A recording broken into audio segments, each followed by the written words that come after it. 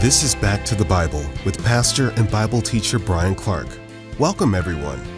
Today, Bryan shares a message that will deepen your relationship with Christ as you discover the difference between true wisdom and the wisdom of the world. Later, he'll be joined in studio by Arnie Cole and Kara Whitney for a conversation filled with valuable insights for your life. Now let's go to Bryan Clark with today's study. Yes, I am one of those people that can't stand rattles in my vehicle. Yes, I'm that guy who's always touching everything on the dashboard. Is it this? Is it that? Where is that? Yes, I'd be the one who would say to my wife, honey, you drive so I can put my head under the dash. I have to figure out what the rattle is. One of the things I loved about my old Toyota is even though it was old, that thing was rattle-free. Except for about a 3-month period. I had this rattle I absolutely could not find, to the extent that I actually completely removed the dashboard. No speedometer, no dashboard, it was just metal, and it was still rattling. Told Patty it's like a rattle from the Twilight Zone. There's nothing there and it's rattling. Well, you'll be happy to know I did eventually figure it out. But whenever there's a rattle like that, of course, the logical question is, where is that coming from? That's a pretty good question, actually. If you've ever struggled in your house with a water leak, you know, if it's leaking in the basement, that's usually pretty easy to figure out. But if it's starting to come in through your windows or in through the ceiling, that gets complicated. Because most of the time, wherever it's coming through isn't where it's leaking. I heard a window salesman say that 95% of the leaks that come through your windows aren't leaking in your window. They're leaking somewhere else in the house, and it goes down pipes and rafters and boards. It just finally comes out your window. So the logical question is always, where is that coming from? Well, that's the question we're going to wrestle with. Last week, we talked about controlling our tongue. James has talked about a lot of real practical issues in our life. And what we need to do is kind of do an assessment. How are things going in my marriage? How are things going with my children? For teenagers, how are things going with my parents? How are things going at work? How are things going with my relationships? How are things going deep inside of me? If you can point to things that really shouldn't be there, things that should be different, things that happen, things that come out of your mouth, behaviors, fears, emotions, anxieties, whatever. One of the questions we want to ask this morning is, where is that coming from? There's a source, and until we get to the source, nothing's really going to change. If you notice there's water leaking through your window, you can put towels on the window, you can put a bucket somewhere, you can try and somehow manage that, but until you get to the source, nothing's really going to change. Oftentimes, when things come out of our mouth, when we have certain attitudes, certain behaviors that in our relationships, in our life are destructive, what we're doing is putting towels around it. What we're doing is trying to find a bucket. We're trying to manage the moment. But what we need to ask is, where is that coming from? That's really the topic we want to talk about today. If you have a Bible, turn with us to James chapter 3. Last week was a pretty hard-hitting text about controlling our tongue, really thinking about what's coming out of our mouths. And verse 11 of chapter 3, James uses a very practical illustration of a fountain. You might think of it in our situation as a well. And asking the question, can both salt water and fresh water come out of the same fountain, come out of the same well?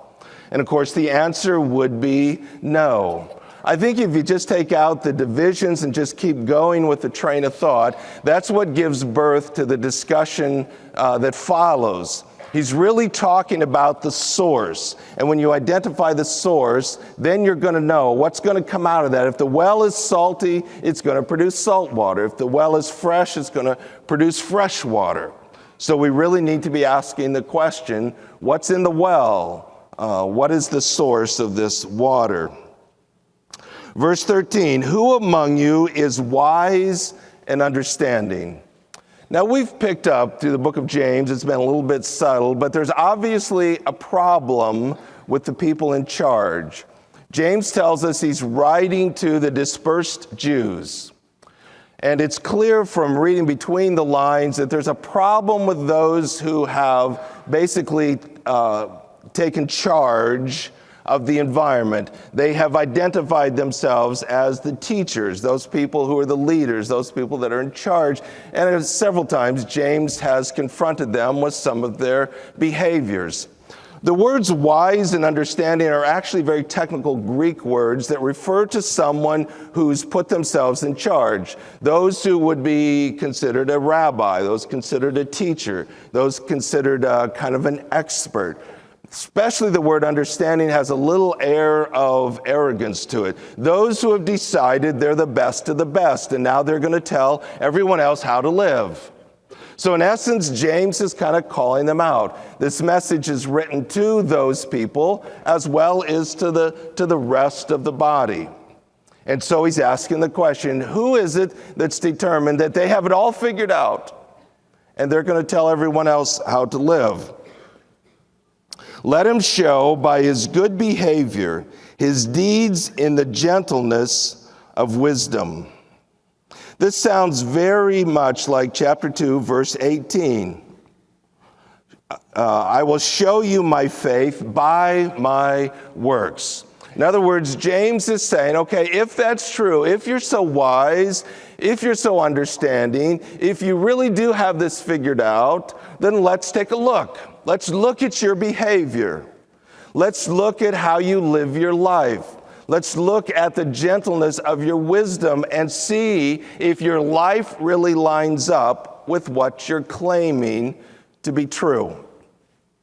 The idea of good behavior is pretty obvious. It's just what we would think of. The gentleness of wisdom is an interesting Greek word. It basically means strength that's been brought under control. It was used to describe a horse that had been broken to a bit.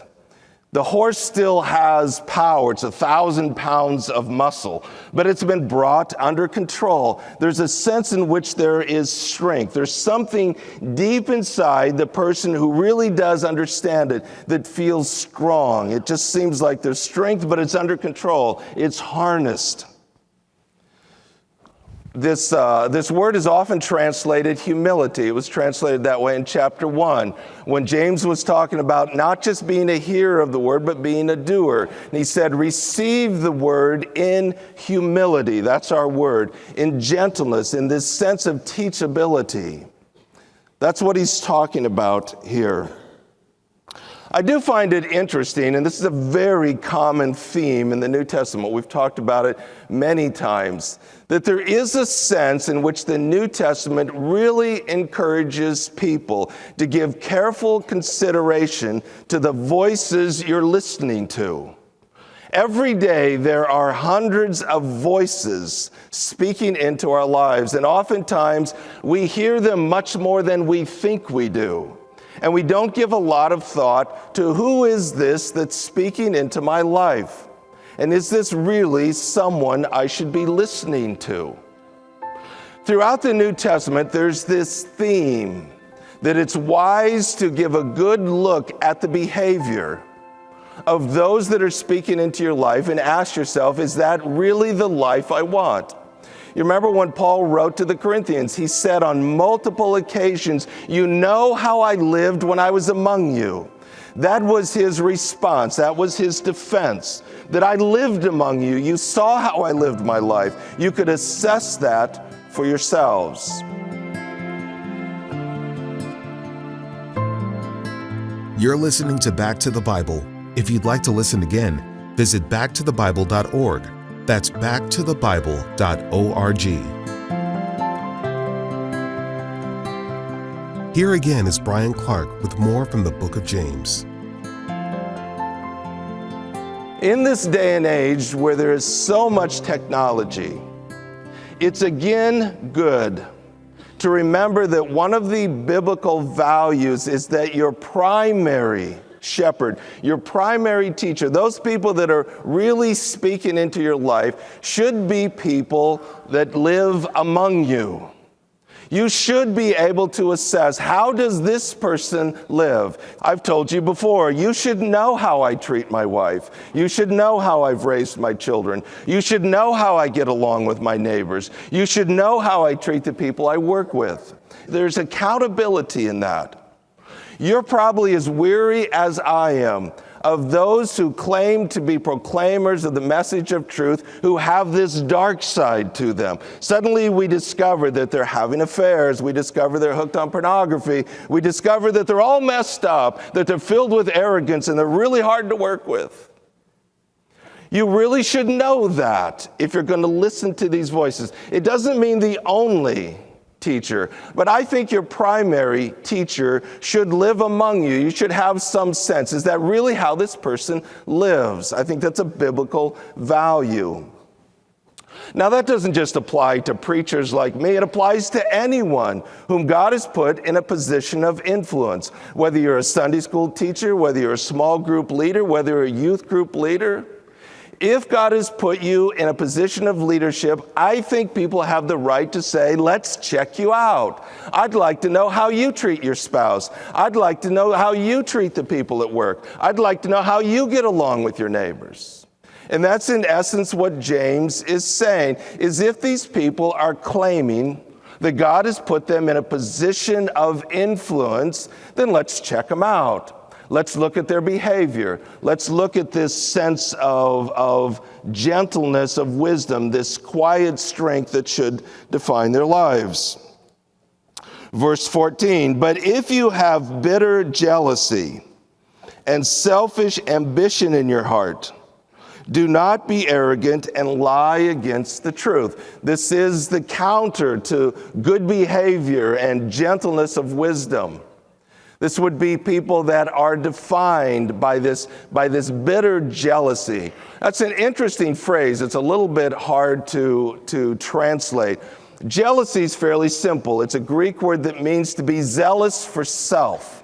Somebody who's just zealous for themselves. It's all about me. It's about me. It's about my needs. It's about notice me. The bitter is actually a reference to the result of that way of thinking. In other words, it creates such a competitive climate where what about me, and I'm competing with you in order to get somebody's attention. It creates bitterness. We start to have a body count. There's people that get wounded along the way. So the bitterness is what flows out of operating that way. Selfish ambition is a Greek word that means to canvass for votes. It's a political term. Paul used it in Philippians 1 when he talked about those who preach the gospel for personal gain. He says they're motivated by selfish ambition. And what that word means is they're canvassing for votes. This is about me. This is about notice me. This is about vote for me. This is about me wanting to be in positions of influence. This is about me wanting to tell other people what to do. Right now, this time of year in our country, we really don't have to explain this too far, do we? This is about canvassing for votes. And at the core of that, it's about me, me, me. Notice me, look at me, pay attention to me, vote for me. In essence, what he's saying is the counter to what should be is this life that is driven by this zeal for self, this canvassing for votes, all the attention on me, me, me. Now, if your goal is to get attention and my goal is to get attention, then we're going to compete in this thing, and it leads to bitterness, and it leads to woundedness, and it leads to all kinds of problems. He says, do not be arrogant and so lie against the truth. This is a very interesting phrase. As a matter of fact, this is said multiple times in the New Testament, just worded a little differently in different passages. Basically, what he's saying is this. The message of the gospel is a message of brokenness and humility.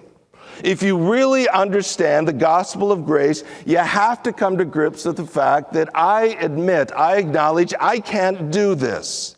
I cannot save myself. I need help. So in my brokenness and humility, I cry out for a Savior, understanding then that Jesus has done for me what I could not do for myself. Therefore, there's no basis for me to be arrogant. Paul makes this point in Ephesians chapter 2. He goes so far as to say, you were dead. Dead people don't do anything. The idea is Christ has done everything. You have done nothing because you were dead. When you understand that, then you realize there is no basis for spiritual arrogance. I can't claim anything. I, in my brokenness and humility, simply received what Christ has done for me. Therefore, the New Testament consistently delivers this message that spiritual arrogance is counter to the gospel of grace. If you are characterized by arrogance, you just don't get it. That's a message that's repeated over and over and over again. What Paul is saying is if you live driven by this canvassing for votes, driven by this zeal for self. It's all about me, every moment of the day, that you're driven by a sense of arrogance. Your lifestyle, your behavior is lying against the message of the gospel. In other words, you're saying one thing is true, but you're living the polar opposite. Obviously, you don't believe what you preach. That's what he's saying. So we're going to ask our question, where is that coming from? Well, he's going to tell us.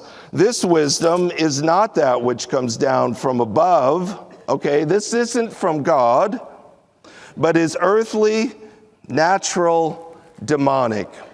When he's talking about earthly, he's talking about this world. He's talking about the philosophy that defines this world. Now, we've talked about this before. God created us to find our significance, to find our value, to find our meaning in life by being rightly related to Him. And then life is lived out of that. But when sin entered into the picture, we were cut off from God. Therefore, when we're cut off from God, we have to find our significance, we have to find our value, we have to find our meaning in life some other way. That then becomes what is known as the value system of the world, in this case, that which is earthly. It's not that these people are atheists, they're not. God simply plays no practical role in their significance, in their self-esteem, in their value, in finding meaning in life. God's just kind of over here in this religious thing, but at the core is self. We talked about, in order then to find significance and value apart from God, then I have to do it myself. That becomes about my performance. That becomes about my ability to make myself significant, to give myself value. In essence, at that point, I'm becoming my own God. I've decided now I have to take charge of my own life. I have to make myself significant. I have to give myself value. I have to define meaning in life. That's at the core of this earthly value system. When you understand that, then you begin to realize why it's driven by self, why there is this zeal for self, why there is this canvassing for votes, because every day is driven by my need to make myself significant. The very essence of this system forces me to be selfish to the core, because every day is a fight to be somebody. Every day is a fight to have significance, a fight to have value, a fight to feel like my life has some sort of a meaning to it.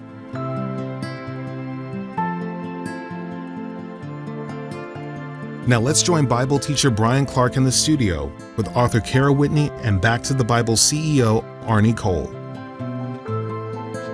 So Bryan, it's easy to get caught up in the fight for worldly significance. We're so bombarded with the wrong voices that at some point we don't even notice their influence. Yeah, hundreds of voices every single day. And the voices are loud. I would describe it as the current of the culture. And to live other than that is to choose. It's not our default mode. We choose to go against the current. It's very challenging, actually. We talked in a previous broadcast about the importance of gathering. It's like that's where we gather and hear the other voices. That's where we hear the other side. That's what makes that so important is all week long we're bombarded by lies. So there has to be some rhythm where we gather and hear the truth and be reminded what's true. But the other thing, one thing we're really passionate about here is engagement in the Bible. And that's the voice of truth that has to combat the bombardment of lies. So the phrase gentleness of wisdom refers to strength that is brought under control, just like my horse that's broke to ride. We're all horse lovers here, so break that down a little bit more for me. Yeah, so I would say a true horse person wants a partnership. It's a strength that's brought under control. It's not through abuse. It's not through fear. It's not through, I'm going to hurt you before you hurt me. It's a partnership. It's a cooperation. So I look at legalism as kind of that, abusing the horse. It's this external pressure, this fear-driven methodology. But what James is talking about, the gentleness of wisdom, he's talking about when you learn the truth, it changes something inside of you and brings that strength under control. It's an inside-out process because you know and believe the truth. So James, like Paul, identifies spiritual arrogance as a deficient theology of grace? Absolutely. It's interesting how much this shows up in the New Testament. Spiritual arrogance, spiritual pride is a huge problem, and it's always indicative of a weak or deficient theology of grace. There's just no way that we can clearly understand that we have been made right before a holy God on the basis of God's grace and have that make us arrogant. So if we're arrogant, we're not understanding something, and both Paul and James talk about it. Thanks for taking time to be with us today. If you'd like to listen to this message again, please visit us at backtothebible.org. That's backtothebible.org. Be sure to join us again tomorrow for more of Bryan Clark's teaching, right here on Back to the Bible.